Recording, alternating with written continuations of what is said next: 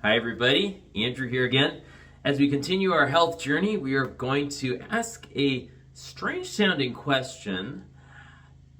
If you could sit down to a dinner with God, what would that meal be like? Laurel's going to delve into this, and the conclusions she draws might surprise you, so stay tuned. Thanks again for joining us for another Medicinal Manna Minute. Today we're going to contemplate what would it be like to have dinner with God. Well, let's see what he says about what we should eat.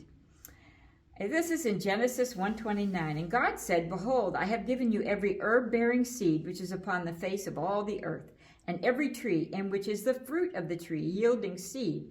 To you it shall be for meat." Now the word meat in the Bible just can mean food. It can mean to dine. If it says they sat down to meat, doesn't necessarily mean they sat down to a big roast beef. It means they just sat down to dine. So going back and doing original translations of the Greek and Hebrew can really flesh out some of the things that we misunderstand in the Bible.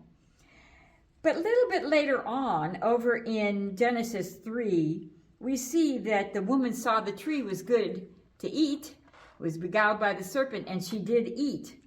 And then she gave it to her husband to eat, and the eyes of both of them were open, and they realized they were naked. Now, some brand new things started to happen.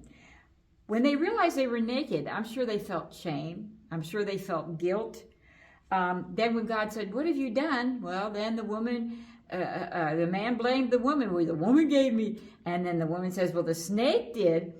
Now we have blame. So these are brand new emotions that Adam and Eve had never experienced before. Blame, shame, guilt, self-condemnation.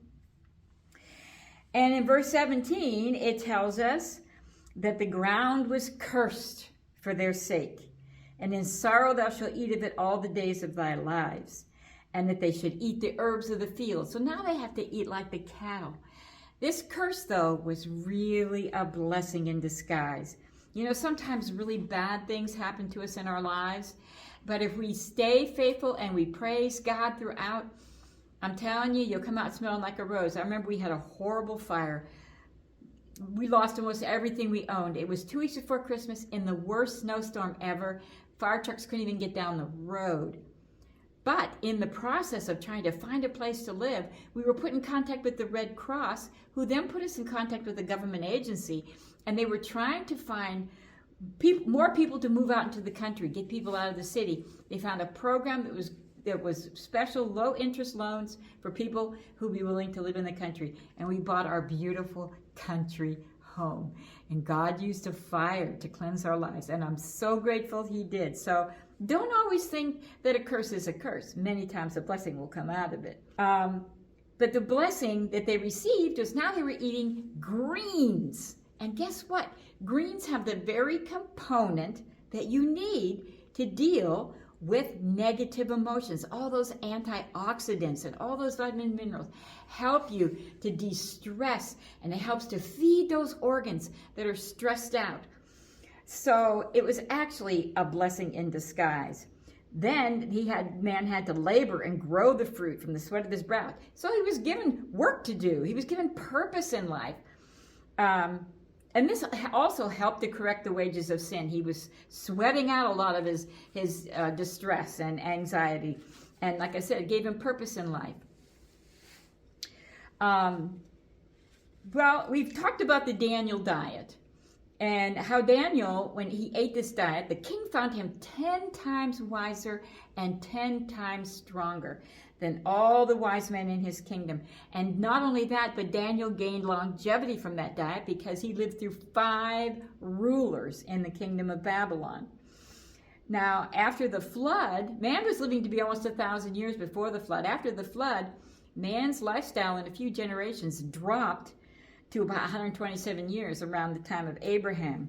Meat began to crowd out the vegetables, grains, and beans, and it lacks phytonutrients, which are nutraceuticals. These are non-nutritive components of food that do a myriad of things.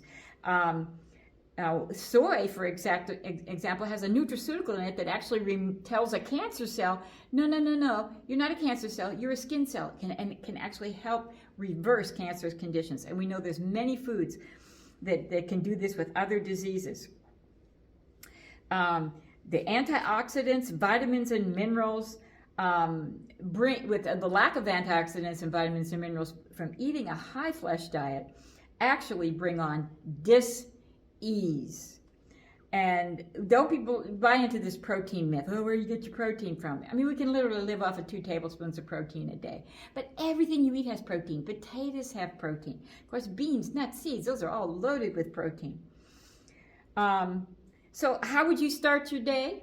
You start your day with breakfast with God, which would first be time spent with Him. Time spent in prayer and studying His Word. Because when you become attached to God, when you become friends with God, and you begin to understand your purpose, and God will tell you what He wants you to do in life. You're unhappy with your job?